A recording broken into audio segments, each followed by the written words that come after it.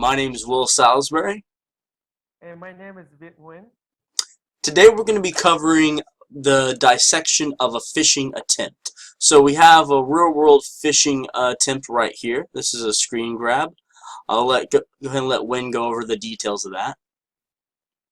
Yeah, sure. Actually, the reason why today we come up with the real example and how we have it.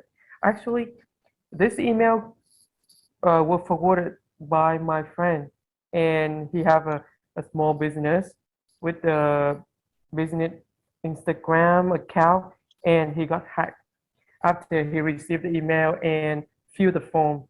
So this really happened to him, my friend. That means it can happen to you and your family members or your coworkers one day. That's why today we want to bring this example and try to investigate and see how the phishing email attack is going right now during the COVID time and during the time when everyone turned online more than in Yeah. person. Yeah, that's a pretty good example right here. I mean, like I said, this was actually a successful attempt at phishing, so it was able to trick its target. Let's go ahead and start at the very top. This is a forwarded copy, but we can see it's from support at FB Mail Services. Now, if you recall, this email was an attempt by Instagram to tell the person that they have been in violation of their copyright, that they had posted an image that was going to have their account removed. So the first thing that sparks my attention is the from, and this should be the first place you're always researching is who is it from, because this domain, the thing that's after the @ sign, doesn't matter what comes before. Everything that's after the @ fbmailservices.com. That's a red flag. I mean, yeah, Facebook does own Instagram, so maybe FB is for Facebook, maybe it's viable, but it doesn't say Instagram anywhere in it, first of all. It just doesn't seem right. So let's go ahead and look it up. There are lots of websites for this. Some do Whois. I prefer ICANN. The ICANN lookup does a pretty good job of giving you all the registration data, who owns this domain, when they set it up, stuff like that. So let's go ahead and type it in, fbmailservices.com. Make sure we have it spelled right, .com, and look up. It only takes a couple seconds to generate the report.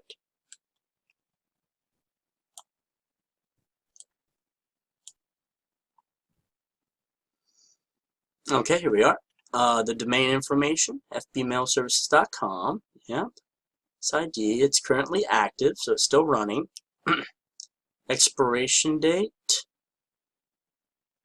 Oh, it last year. Oh, it was created in 20. No.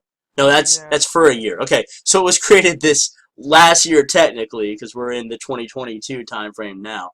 But it was created. 2022 So it was a now. 1 year subscription. First of all, that's a red flag. Okay, a 1 year. Instagram is gonna have a 1 year registration.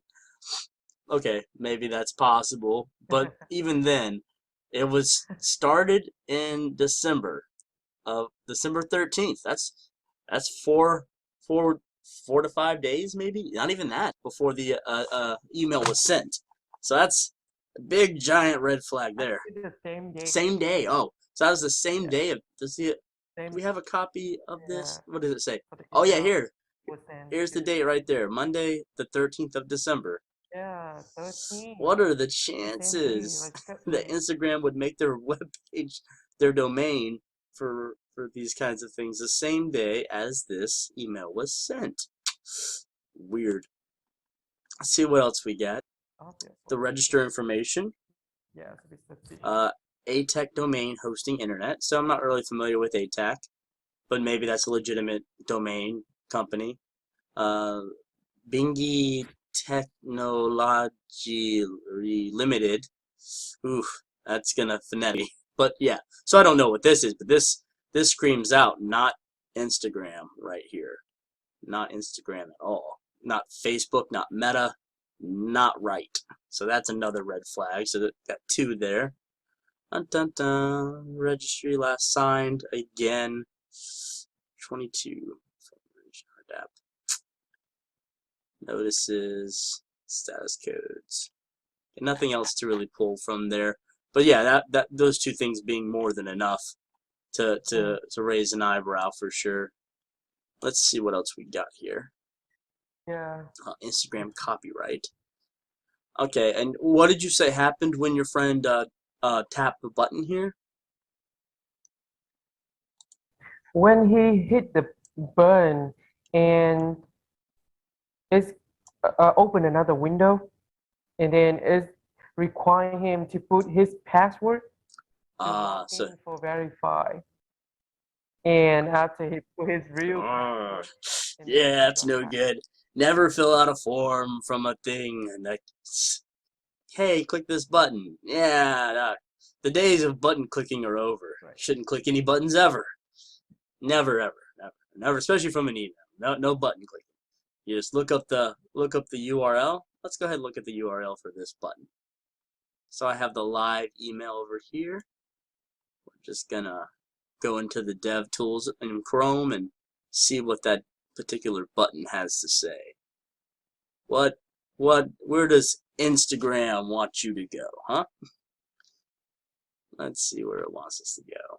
Oh, oh, here's the A style. Oh, and there's the href. And oh, that is a bit.ly, which is a condensed URL. And people normally use bit.lys when they want to like make a URL really easy to click on or remember so that they can just type it out. You know who doesn't use bit.ly? Instagram. Right. Yeah, not even one. They're just gonna have it at their webpage. They're not gonna go through another site and type in Instagram's shortcuts and then like, oh, we made Right. it shorter. No, that's not likely. That's a super red flag. That's a yeah, yeah, that's not a good sign. So if you're hovering over that button and you see this link that says bit.ly or anything besides Instagram, Facebook, Meta, then you should probably just not click on that ever. If you really want to click on it really bad, go ahead, copy the link address. Let's see here. Open up a little notepad here, pasting that in there. Okay, so that's the web page. Go inside a virtual machine, make a virtual machine inside a virtual machine, and then open that link, and then you can see what's going on. Just don't put your actual computer at risk, and definitely don't type in your password and username into a form fill that came from a bit.ly link, right? Yeah, Okay. for sure. I think that's really good, like showing out to the people about a phishing email and the content the attacker using the email. It's kind of look Mm-hmm. legitimate about copyright, about the images using violate some copyright. That means you use it without asking permission or you steal from somewhere. Like because right now online people use images a lot without asking permission or without copyright. So in this company in Vietnam, where the country they don't have much policies and laws about copyright. So when they try to sell some stuff in America, they sometimes they violate, they don't know. So the attacker know that witness of the company and they hit Yeah. the right It's target. a And then believable yeah, situation, they and got the playing on victim. fear and ignorance is just like we could all fall for that. That's why so many of these attacks are geared towards like legal things or taxes. Like a lot of times, it's always like, oh, your taxes are your $2,000 are due on this interest because you didn't pay A, B, and C, or you didn't know about A, B, and C. And people are like, yeah, man, I really didn't know about A, B, or C. Oops, better go give this money to this person who's texting me on my email. Yeah, you just got to be more suspicious. People sometimes get caught in a situation where they're pressed against. This is a account being threatened to be removed. So if it's a business account, people get nervous pretty quick. That's what where these cyber criminals actually get successful is Yeah, by putting that pressure. So I think that covers it pretty much. Anything? Okay, well, that's all from us today. Y'all have a yeah. good one.